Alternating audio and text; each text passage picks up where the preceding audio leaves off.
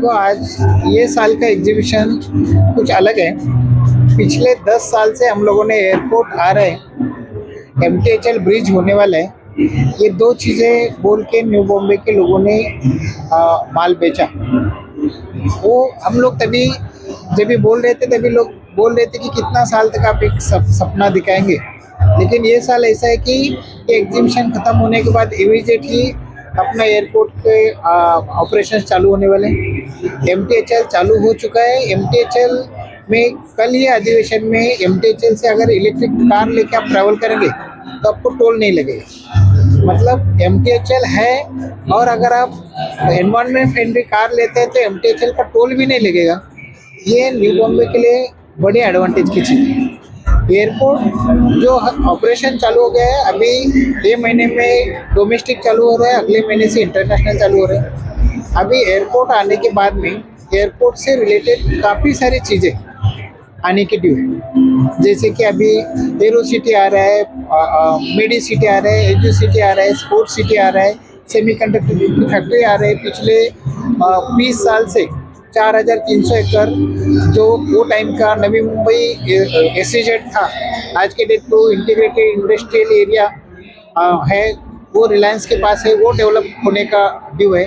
तो इतना सब सिडको का लॉजिस्टिक पार्क है, जेएनपीटी का एसईजेड है, ये सब चीज़ें अभी गेयरअप हो गई।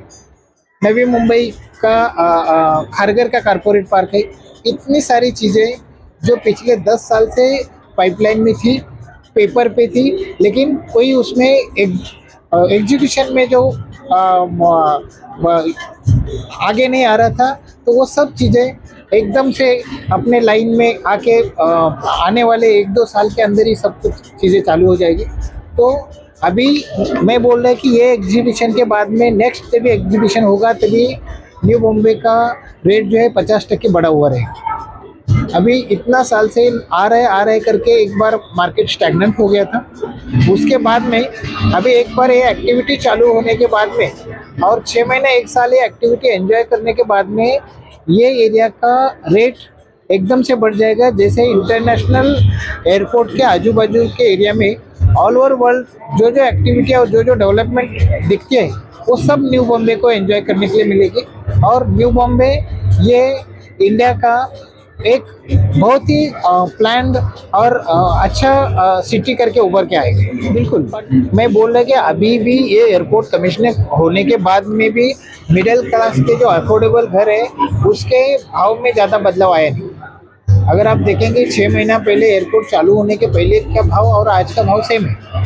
एयरपोर्ट चालू होने के बाद में वो जो रेट में उछाल आने का है वो उसको बाकी है।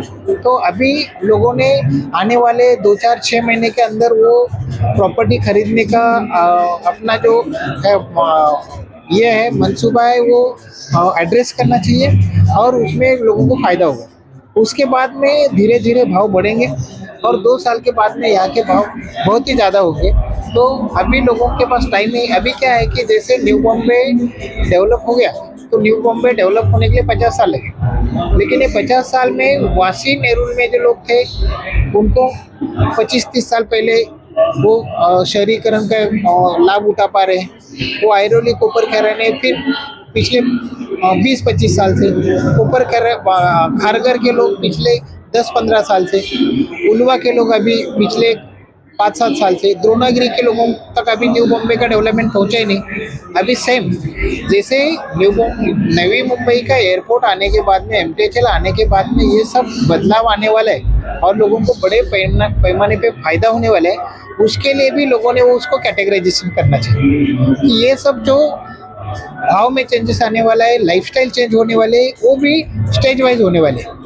तो जैसे अभी ये सब दोनों चीज़ें हो गई तो पहले पुलवा में उसका इफेक्ट आएगा, फिर धीरे धीरे उसको पुष्पक नगर है, फिर पनवेल है, दूसरे साइड में उरन है, और उसके बाद में नैना वगैरह का नंबर आएगा। तो अभी जो प्रॉपर्टी है वो लोगों ने सिलेक्ट करने के टाइम पे वो सब स्टेजेस देखना चाहिए।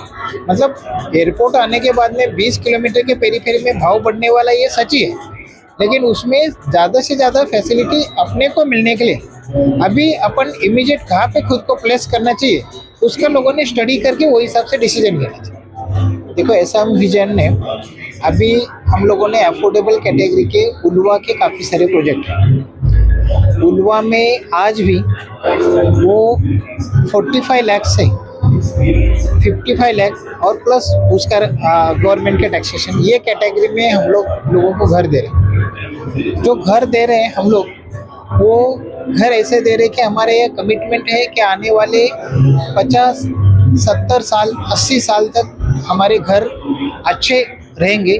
ये हिसाब से हम लोग उसका केयर लेके बनाए। मतलब जैसे शिडको ने घर बनाया था और आज अपन न्यू बॉम्बे में देख रहे हैं कि जिसको 25 साल 30 साल हो गए, सब घर रीडेवलपमेंट के लिए आए। तो मेरा ये खुद का ऐसा मानना है कि हम लोगों ने वो घर बनाने के टाइम्स पे ज़्यादा से ज़्यादा 50 साल 100 साल वो घर ने सर्विस देना चाहिए, ऐसा अपन ने घर बनाना चाहिए। अगर अपन ऐसा नहीं करते तो आने वाले जनरेशन के नेचुरल रिसोर्सेस अपन ख़त्म कर रहे हैं और उनके ऊपर ये अन्याय कर रहे हैं। तो मेरा ये सब बिल्डर लोगों को भी सुझाव है कि अपन घर बनाने के टाइम पे ये ध्यान देना चाहिए कि वो घर जो है वो लोगों के 3-4 जनरेशन के लिए कैसा सेवा दे सके, वो हिसाब से बनाना चाहिए। मेरा एज अ सिविल इंजीनियर पूरा कोशिश ये रहता है कि हमारा किसी भी कैटेगरी का घर बनाते हैं, अगर मैं 4 माले का बनाते हैं, 7 माले का बनाता है, 14 माले का बनाता है, किसी भी कैटेगरी में अमीर लोगों के लिए बनाता है या गरीब लोगों के लिए बनाता है, मैं जो भी घर बनाता है